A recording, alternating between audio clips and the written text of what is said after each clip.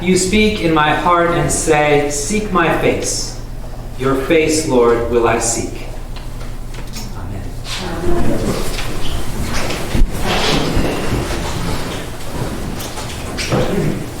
Evildoers, adversaries, war, terrifying darkness, trouble, enemies, shame, humiliation, destruction, kill. Those are all words from our readings this morning. Did you notice? You feel like you were reading the newspaper instead of reading the Bible? On the one hand, this might not be the kind of vocabulary you expect to hear when you come to church on Sunday morning. On the other hand, you may find that these words of fear and foreboding, of danger and threat, actually resonate with your experience of what's going on in the world today. During COVID, we learned to be scared all the time, even scared of each other. We have fears about the economy, and now a sense of danger related to the war in Ukraine, on top of increasing fears about climate change and environmental disruption. And that's to say nothing of fears that are even closer to home. I think the scariest day of my life was the day we brought Adam home from the hospital. Little did I know that was just the beginning, that one day I'd have to let him go off on the subway in Boston by himself and drive a car by himself. Fear is, for one reason or another, our companion in life. But our readings today remind us that anxiety about what's happening in the world, fear of what we might do to each other or to ourselves, is as old as the Bible. As we heard in our first reading from the ancient book of Genesis, Abram was filled with fear that he would die without an heir and that his legacy would be lost. Our common humanity connects us to these legendary figures of long ago who worried over their families, their well-being, and their survival. People have come up with various approaches to dealing with fear, from meditation to medication. How do we deal with anxiety as Christians? One thing the Bible teaches us to do is to look for hope in the face of all that seems overwhelming or dangerous. Though he and his wife are old and have no children, Abram is promised in a vision, "Look towards the heaven and count the stars. So shall your descendants be."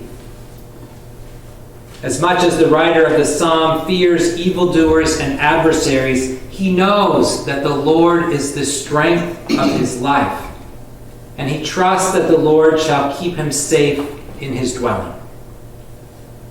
Paul knows that the enemies of the cross of Christ have no power over him and his followers as long as they stand firm in the Lord. And Jesus, well, he and his followers have just been threatened with death. The Pharisees tell him, "Get away from here, for Herod wants to kill you." In response, Jesus offers the comforting and strong image of himself as a mother hen, gathering her brood under her wings. Safety, protection, well-being, assurance, hope.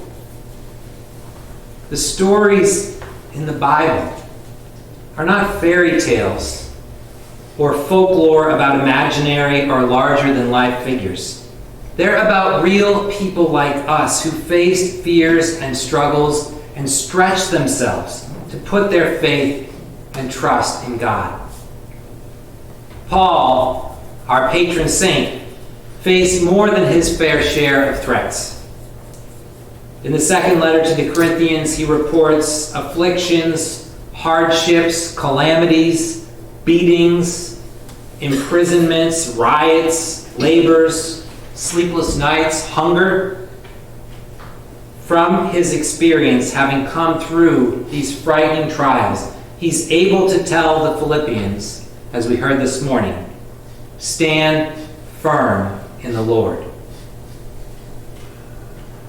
These examples are important as we figure out how to deal with whatever keeps us awake at night. Because what's the alternative? To live without hope? To live without confidence in a loving God? I love these words from the Psalm today, verse 17.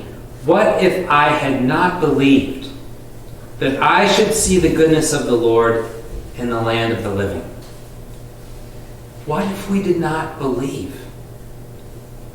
God promised Abram that he would be the founder of a great nation. What if Abraham had not believed him?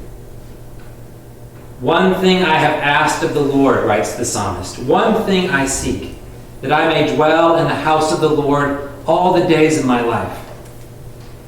What if he didn't really believe that was possible? What if Paul's followers had not believed that they could indeed stand firm in the Lord no matter what came their way? We probably wouldn't be here today. Yes, the world can be a scary place. In some ways, it has always been a scary place. There have always been threats to our safety and well-being, from viruses to nuclear weapons. Having hope, trusting that we will see the goodness of the Lord in the land of the living, doesn't mean pretending that these scary things don't exist or being in denial. It means knowing that we are protected by God's loving providence no matter what. No matter what happens, we belong to God. Be strong, today's psalm ends, and he shall comfort your heart. Wait patiently for the Lord. I give thanks for all of you today because we are better able to stand firm, to be strong, to face our fears and trials with confidence in God, to be hopeful when we're together in community, when we can be the face of Christ for each other. This strength is a blessing for which we can all give thanks. Amen. Amen.